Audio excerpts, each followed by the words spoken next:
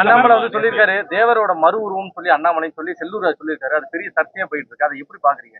ஒருத்தரோட ஒப்பிட்டு விஷயங்களை எப்படி செல்லூர் ராஜ் சொல்லியிருக்காருன்னு. அதாவது இந்த இந்த இங்க இந்த ஒரு சிலை இருக்கு, மாசாத்தியார் மாப்புகள் போற்றக்கூடிய வகையில தலைவர் கலைஞர் காலங்கள்ல தான் பெண்பா புலவருடைய இதுக்கு வந்து நினைவு தூண் வச்சிருக்காங்க. அது வந்து எப்போ கூர்ல வச்சிருக்காங்க. ஆனா அது பாத்தீங்கன்னாக்க தெய்வ திருமானார் முத்துராமலிங்கம் மாவட்டமா இது இருந்த பொழுது, பசுமன் முத்துராமலிங்கத்தை ஒரு மாவட்டமா இருந்த பொழுது இதை உருவாக்கி இருக்காங்க. தேவர் கூட ஒப்பிட்டு சொல்லுவதற்கு இந்தியாவிலேயே ஆள் இல்லைங்க. தேவர் கூட ஒப்பிட்டு சொல்லுவதற்கு இந்தியாவிலேயே ஆள் இல்லை. அதுலயும் அறகுறை அண்ணாமலையை போய் சொல்றது ரொம்ப அபத்தமா இருக்கு, ரொம்ப அபத்தமா இருக்கு. அவ்வளவுதான் அவருடைய அறிவு. செல்லூர் ராஜுங்கிறவர் வயசுல பெரியவர் தான், எனக்கு உறவினர் தான், அது நம்ம மாற்றுக்கிறது இல்லை. ஆனா அதுக்காக ஏதோ பேசணுமேங்கிறதுக்கு இப்படி எல்லாம் திறந்தாழ்ந்து பேசுறதுங்கிறது அவருடைய மரியாதைக்கு அழகா இல்லை. ஜனநாயக படம் ஓடிடி லீக் ஆயிருக்கு. இது எப்படி இதுல என்னங்க, இது எல்லா படம் தான் ரிலீஸ் ஆகுது. எவ்வளவு படம் ரிலீஸ் ஆகுது? என் படங்கள்லாம் கூட ரிலீஸ் ஆயிருக்கு. அன்னைக்கெல்லாம் அந்த கேள்வி கேட்கல.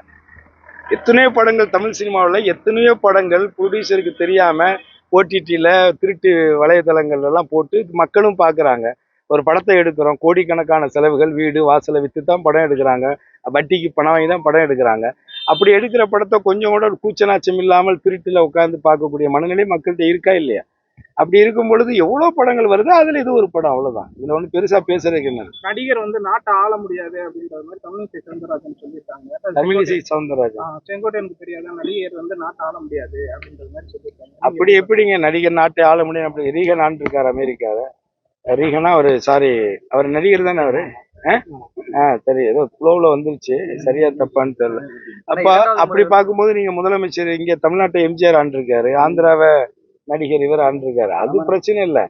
அவங்க ஆண்டிருக்காங்க அப்படின்னால் அதற்கான அறிவியல் அரசியல் அறிவை பெற்று ஒரு மிகப்பெரிய திராவிட இயக்கத்துல எம்ஜிஆர் அவர்கள் வந்து நீண்ட பயணம் செய்து அதுல பொறுப்புல இருந்து மக்களை சந்திச்சு போராட்டங்கள் ஆர்ப்பாட்டங்கள் எல்லாத்துலயும் கலந்துக்கிட்டு எத்தனை பொதுக்கூட்டங்கள் அவங்க எல்லாம் கலந்துக்கிட்டு பண்ணிருக்காங்க. நீங்க ஒரு கூட்டம் போடுறதுக்கே 48 பேரை சாகடிச்சிருக்கிறீங்க.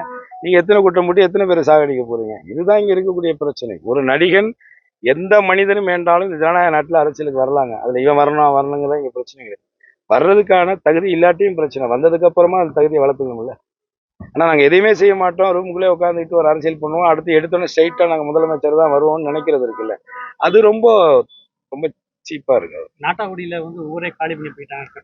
அது அண்ணா, நீங்க ஒண்ணு தெரிஞ்சுக்கங்க, சினிமா படத்துல ஹீரோக்கள் வந்து திடீர்னு ஐ வாண்ட் நோ இங்கிலீஷ்ல பேசினா உடனே தேட்டர்ல கை தட்டுவாங்க.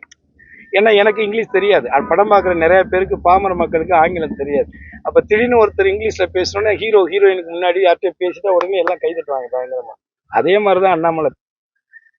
ஏதோ நான் படிச்சிருக்கிறேங்கிற ஒன்றை வச்சுக்கிட்டு நீங்க எவ்வளவு நல்ல காரியம் பண்ணியிருக்கலாம். ஒரு ஐபிஎஸ் அதிகாரிங்கிறது எவ்வளவு பவரானது, ஒரு மாவட்டத்தையும் நீங்க உயர்த்தலாம். ஏன்னா அதெல்லாம் எதுவுமே செய்யாம நீங்க வந்து ஒரு கட்சியில முதல்ல தனியா ஆரம்பிச்சாரு, தனியா அப்படியே ஒரு ஊரா சுத்தி பார்த்தாரு, தனியா ஒரு அமைப்புனாரு, எல்லாம் இன்னும் செல்ஃப் எடுப்படலை. அதுக்கப்புறம் பிஜேபியில் போய் சேர்ந்துட்டு ஒரு வேலையை செஞ்சுட்டு இருக்காரு. ஒன்னா 4364 கோடி 12,020, எங்களுக்கு தெரியாது அதெல்லாம். ஆனா அந்த ஊர் இன்னைக்கு எப்படி இருக்கு? நீ ஏதோ சும்மா வாட்ஸ்அப்லையும் பேப்பர்லையும் ஏதோ ஒரு செய்வனா சொல்ற செய்தியை கேட்டு நம்ம பேசக்கூடாதுல்ல. அந்த ஊரு இன்னைக்கு அது வந்து எல்லா வசதிகளோட, அதுவும் ஃபில்டர் தண்ணி, அதாவது மினரல் வாட்டர் குடிக்கிறாங்க அந்த கிராமத்துல.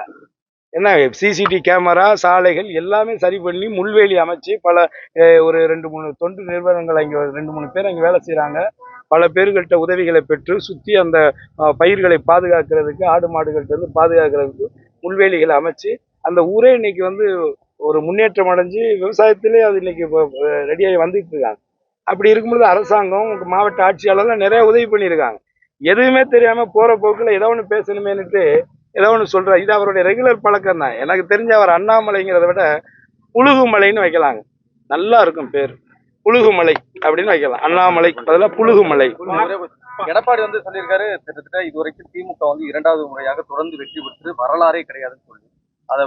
அவ்வளவுதாங்க அவருடைய அறிவு, அரசியல். அவர் என்னங்க, எனக்கு ஓட்டு கேட்டு மக்கள்கிட்ட வந்து நான் தான் முதலமைச்சர்னு ஓட்டு கேட்டு ஜெயிச்சவர் அவரு? சொல்லுங்க, முதல்ல அவர்கிட்ட கேளுங்க. எப்ப நீ ஓட்டு கேட்டு ஜெயிச்சிங்களா? நீங்க நேரடியா மக்களை பார்த்து நான் தான் முதலமைச்சர் சொல்லி ஓட்டு இப்பதானே சொல்லிடுறீங்க. இதுக்கு பனிஷ்மெண்ட் இருக்கும், மக்கள் தீர்ப்பு கொடுப்பாங்க. அம்மாவுக்காக ஓட்டு போட்டாங்க, அம்மா இறந்து போயிட்டாங்க. நீங்க கும்பிட்டு விழுந்து குண்டிக்காரன் அடிச்சு முதலமைச்சரானீங்க. இது உலகத்துக்கே தெரிஞ்சது. என்ன மிஸ்டர் பழனிசாமி, உங்களுக்கு என்ன பிரச்சனை? எங்க டிஎம்கே 2 வாட்டி வரல? 67 யாரும் ஆட்சி அமைச்சா? அண்ணாதுரை முதலமைச்சர் 67 ஆரம்பிச்சு 69 அவர் இறந்த பிறகு யார் ஆட்சியை தொடர்ந்தா? அதே டிஎம்கே தானே. கலைஞர் முதலமைச்சராக இருந்தார்ல. அதுக்கடுத்து 71 யார் தேர்தலை சந்திச்சா? அதே டிஎம்கே தானே. அப்ப யார் முதலமைச்சர் ஆனா? அதே கலைஞர் தானே. 10 ஆண்டுகள் தொடர்ந்து டிஎம்கே ஆட்சி பண்ணியிருக்கா இல்லையா? இந்த அடிப்படை அரசியல் கூட தெரியல. நீங்களாம் எதிர்கட்சி தலைவர், நீங்களாம் முதலமைச்சர் வேட்பாளரா? என்னங்க இது? என்னத்த இவ்வளவுதாங்க.